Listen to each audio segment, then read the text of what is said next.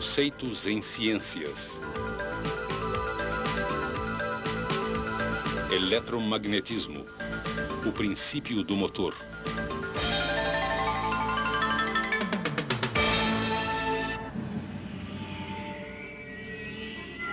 O ano é 2010. E na base lunar Alpha está sendo preparado um embarque de suprimentos para uma colônia em Titã. Os suprimentos foram carregados em uma cápsula especial que está entre um par de trilhos. Um computador liga uma chave e acelera uma cápsula rapidamente ao longo dos trilhos. A força que acelera a cápsula foi observada pela primeira vez pelo físico francês André Ampère, em 1820. Ele observou que quando as correntes de dois condutores paralelos eram no mesmo sentido, os condutores se atraíam. Mas quando as correntes eram em sentidos opostos, os condutores se repeliam. Ampère concluiu que os campos magnéticos ao redor dos fios criavam forças de atração e repulsão. A regra da mão esquerda para o condutor prevê o sentido do campo ao redor de cada fio. Quando os campos entre os fios estão no mesmo sentido, para ambos os fios, ocorre repulsão.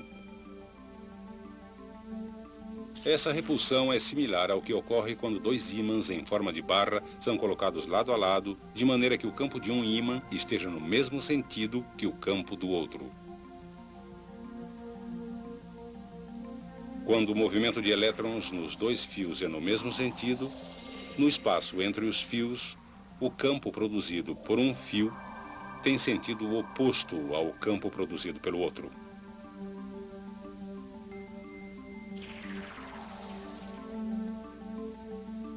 O resultado é que os fios se atraem.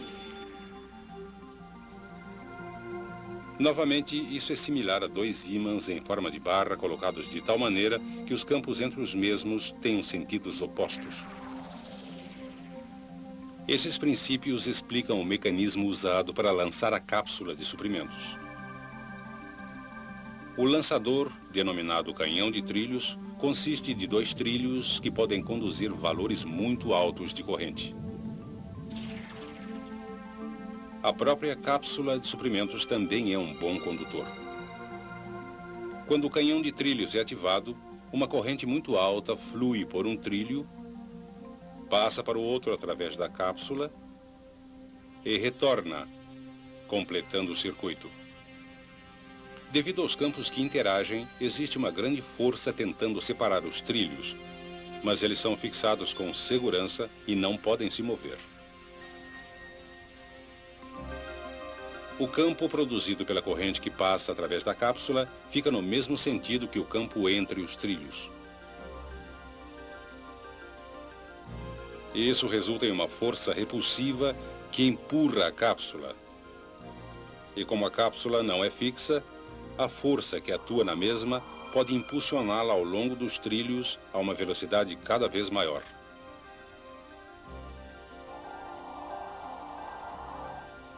Podemos facilmente determinar o sentido da força em um condutor que conduz corrente colocado em um campo magnético. Se o fluxo dos elétrons for nesse sentido, o campo produzido ao redor do condutor irá interagir com o campo produzido pelos ímãs. Como os dois campos estão no mesmo sentido acima do condutor, o condutor é repelido para baixo. Se o sentido do fluxo dos elétrons for invertido, o campo ao redor do condutor também inverte. Os campos estão agora no mesmo sentido abaixo do condutor, e o condutor é repelido para cima.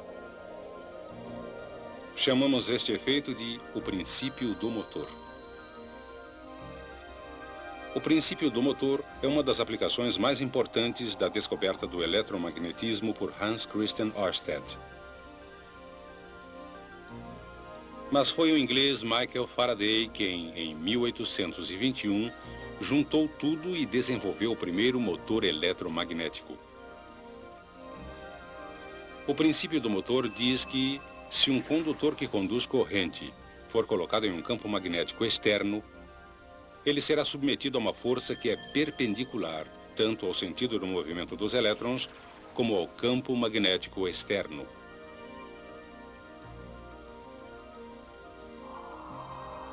Determinamos o sentido da força pela regra da mão esquerda para a força, isto é, se o polegar apontar no sentido do fluxo dos elétrons e os dedos apontarem no sentido do campo magnético externo, uma seta imaginária saindo da palma da mão indica o sentido da força exercida sobre o condutor. Se a corrente for invertida, o polegar aponta no sentido do fluxo dos elétrons, os dedos apontam no sentido do campo magnético externo e a palma indica o sentido da força exercida no fio. Neste caso, para baixo.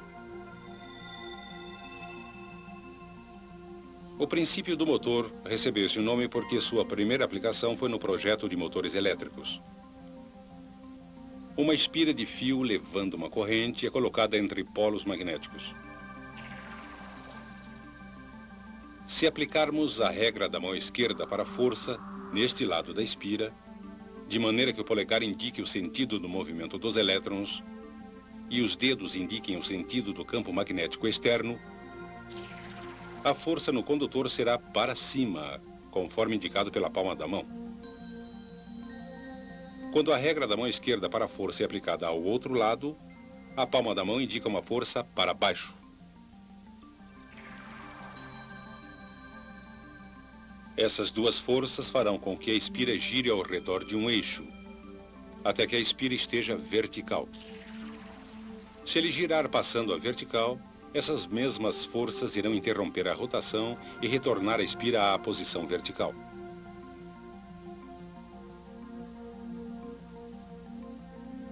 Mas, para executar trabalho, a espira deve continuar a girar. Podemos fazer isso com facilidade, dirigindo o movimento dos elétrons por um anel dividido chamado comutador, que está em contato com escovas de grafite.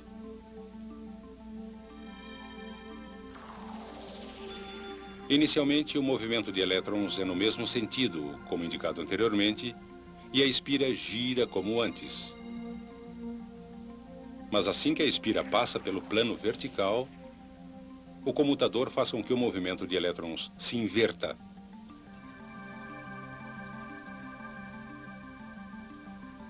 E isto inverte o sentido das forças nos lados da espira, fazendo a espira continuar a girar.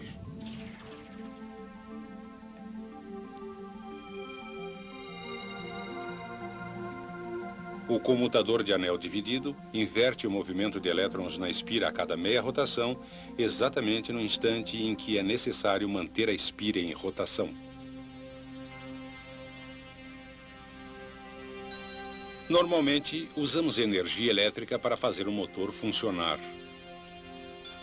Mas poderíamos usar o motor para produzir energia elétrica?